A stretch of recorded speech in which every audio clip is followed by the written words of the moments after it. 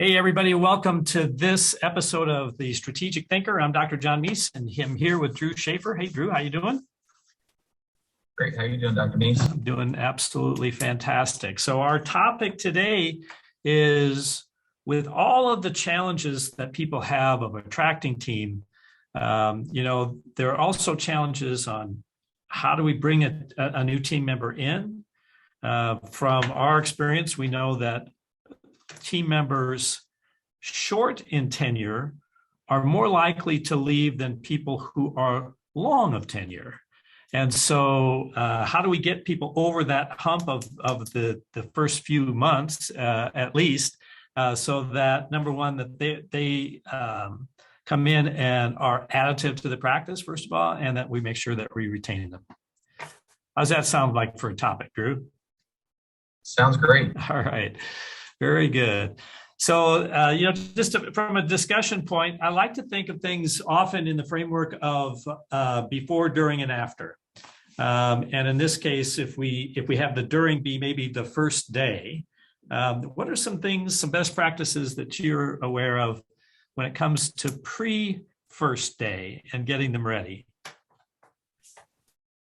Well, obviously hopefully you've done your diligence to make sure they're a good fit and a good team member. So then it's our obligation at that point to make sure we get them into our systems and processes so that first day there's less anxiety or frustration or things going wrong. So as far as making sure they understand the benefits, the timing of when those go into effect, getting all their documents to make sure their first payroll goes off without a hitch,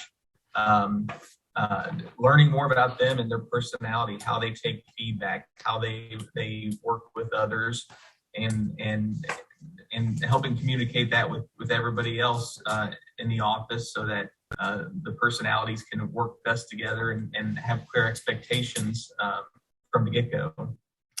Yeah, a lot of practices will do some type of personality inventory, whether that be DISC or one of the many others, and that way they have a better sense of how that person communicates, how that person operates. So the DISC system, DISC, another group that I'm aware of uses Colby, which is another type of thing. I also know some that use strength finders. And so by doing that, everybody has an idea of how they're going to be able to work the best with that person, how that person likes to work, and maybe where their talents and strengths are.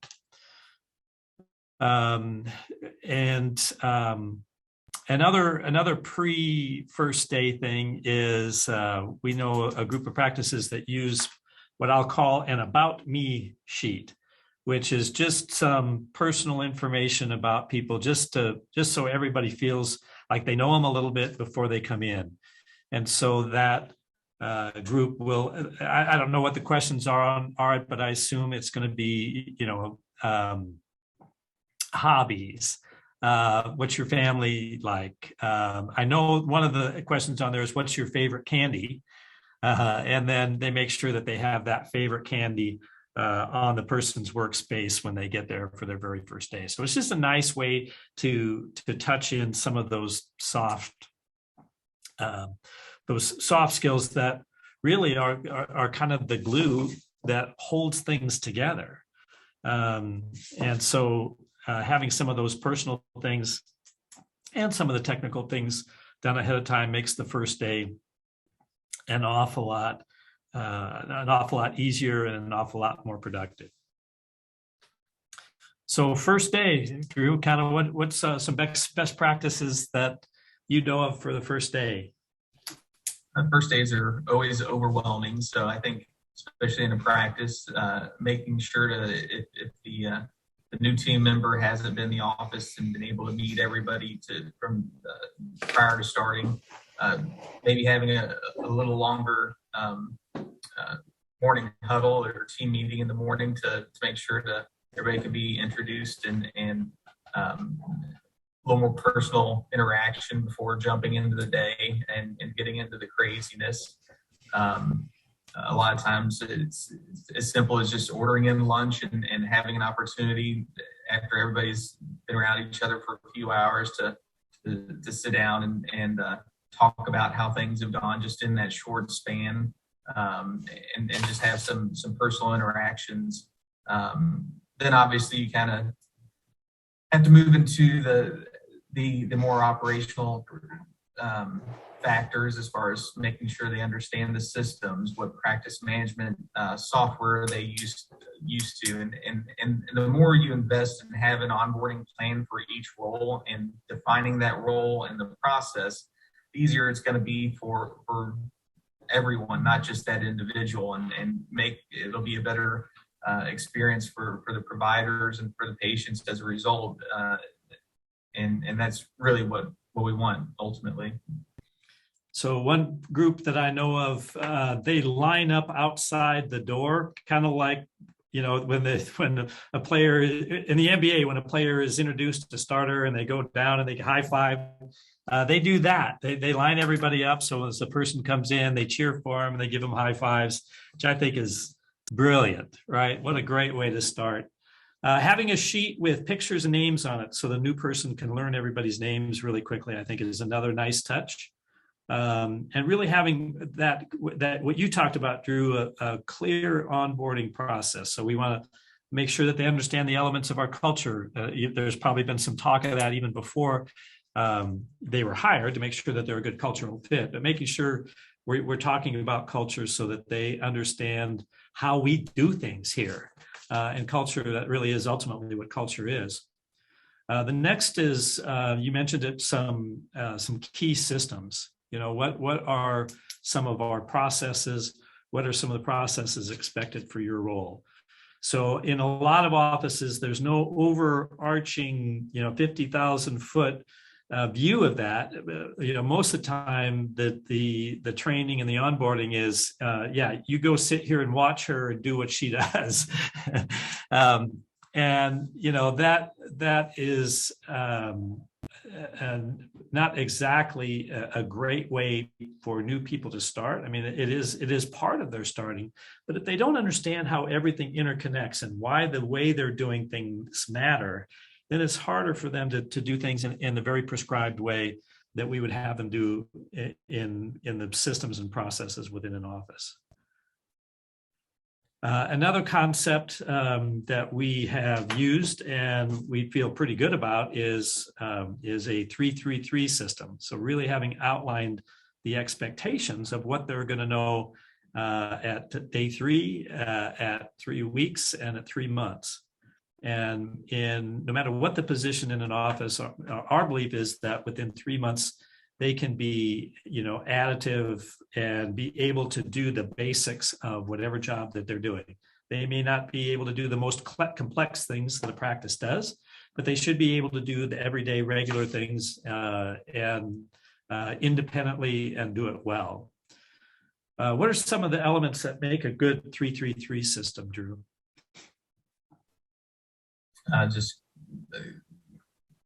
Key is clear, consistent communication. Is ultimately what it comes down to. Yep.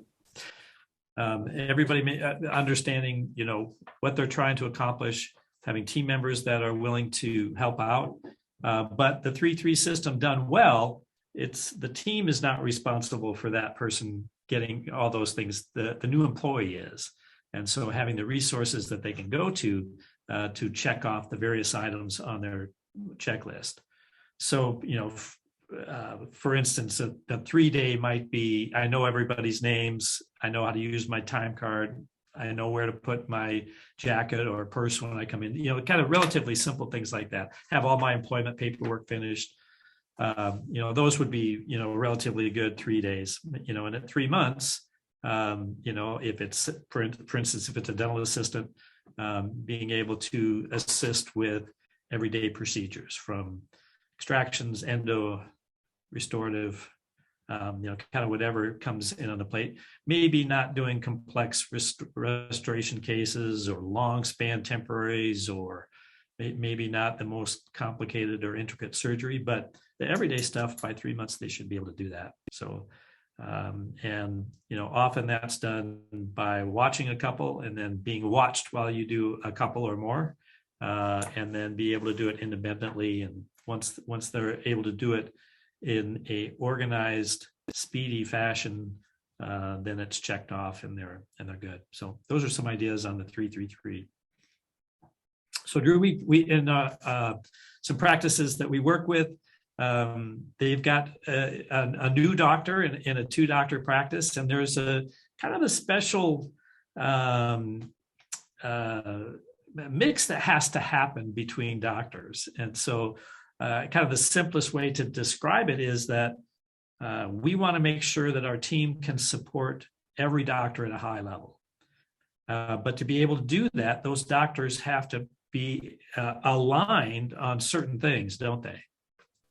Yes, definitely. It's not scalable to have a team support a bunch of different approaches or methodologies, and it's without alignment, it'll be hard for them to consistently support the doctors and deliver consistent patient care as a result, which can lead to a lot of frustration and for everybody. Yeah. So getting on the same page from a clinical philosophy and from a materials and techniques standpoint. Now, this takes time. This is not something that you reach within 3 months. This is something that takes longer than that. But we want, what we've found to be inefficient and a lesser patient experience is if it over time develops 2 practices under one roof, right? That doesn't work that well from a patient experience standpoint, certainly not from a team experience standpoint. And you've got that if we use different materials, if we have different philosophies on treatment, if my assistants can only work with me, they can't work with any other doctor because we do things differently. That is a huge blockage to same-day dentistry. It's a huge blockage. It creates conflict between the teams if the teams are only working with one doctor.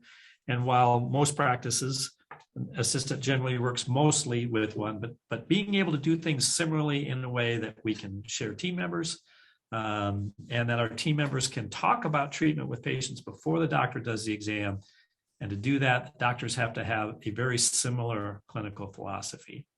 I don't know any practice where the doctors are completely 100% on the same page on everything, but you can get it really quite close. Some of the ones that we've experienced, Drew, are, endo systems. Much more efficient for an office to have one endo system than 2 or 3. Right. But that's a hard one for doctors to, if they get something that they feel comfortable with, they don't necessarily want to change for efficiency's sake.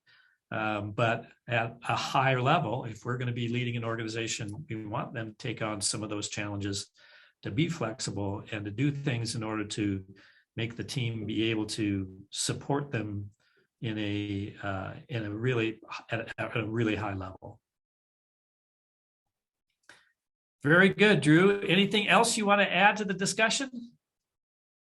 I think one other thing to add is in some organizations, depending on how your benefits or compensation is structured, there can be sometimes a have and have-nots, or 2 different classes is another way to put it in a trial period. I think historically, with the workforce being what it was before COVID, we got more used to waiting periods. We don't want to have an employee eligible for this bonus or this benefit until we're sure they're committed after 90 days. Well, realistically, in the current market, it might be something that you might want to reevaluate it, because back to your point earlier, the short-term employees are less loyal. If we can get them feeling like just one of the group from the get-go, there'll be less of a dynamic, and it's really at a very minimal cost at the end of the day. Yep.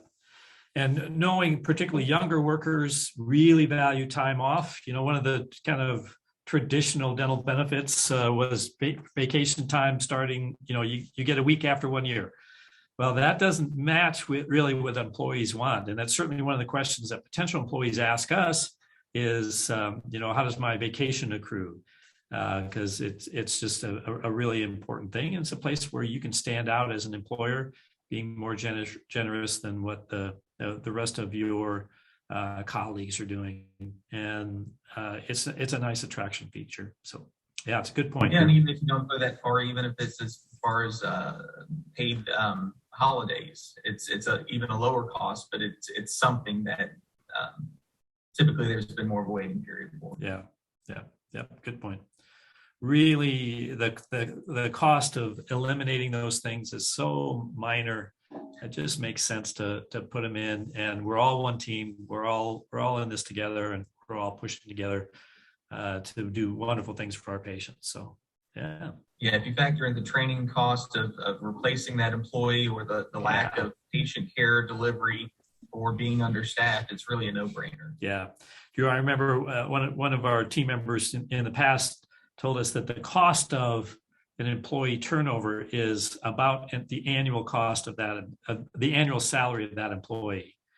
And I balked at that number. I thought that number was extreme, but now, when you start adding in all those pieces, the lost productivity, the from the gap, and the gap, you think the gap's going to be short, but now gaps are longer to find employees. So if you're missing an employee for 6 to 8 weeks, it's going to easily add up to something like that. If they're an assistant or a hygienist, and then there's a ramp up period after that. So I think it does approach that. Plus the time of other team members who are, searching for the person, finding the person, interviewing, all this onboarding stuff we've been talking about. There's a cost there as well, because those people would be doing other things that are adding value to the patient experience, and yet they're having to do that. So that number probably is pretty darn accurate. Yep. Definitely. All right. Well, thanks, Drew. Thanks to everybody for being on this edition of the Strategic Thinker. We'll look forward to seeing you on the next episode. Thanks.